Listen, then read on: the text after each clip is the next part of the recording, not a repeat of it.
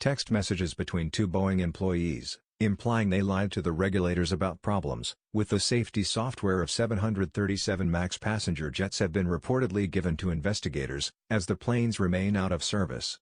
The exchanges from 2016 between MAX chief technical pilot Mark Fortner and another unnamed pilot at Boeing are now with the Federal Aviation Administration, according to documents seen by Reuters. The FAA is said to have found the information concerning and is reviewing it to determine what action is appropriate. FAA Administrator Steve Dickson also wrote to Boeing CEO Dennis Muilenburg demanding an immediate explanation for why the texts had not been turned over sooner. "I basically lied to the regulators," Fortner reportedly says in one of the messages, referring to an issue with the MAX software intended to keep the jet stable. The other employee responded with, "It wasn't a lie, no one told us that was the case. Granted, I suck at flying, but even this was egregious," Fortner replied. He has left the company since. The Seattle Times reported last month that he repeatedly invoked his Fifth Amendment rights against self-incrimination to avoid turning over documents subpoenaed by the Department of Justice.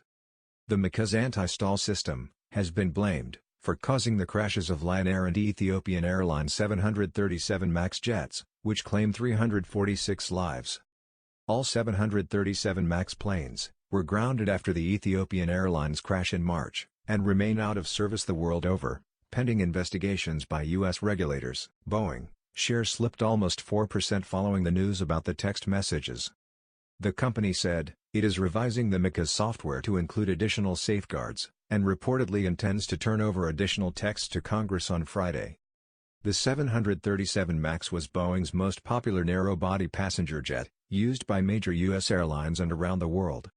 With new, bigger engines added to the body originally designed in the 1960s, it required complex software controls to keep the plane balanced. Multiple revelations about software problems and procedural flaws over the past 6 months have raised doubts that the planes would ever come back into service, as both passengers and pilots appear to have lost all confidence in the model.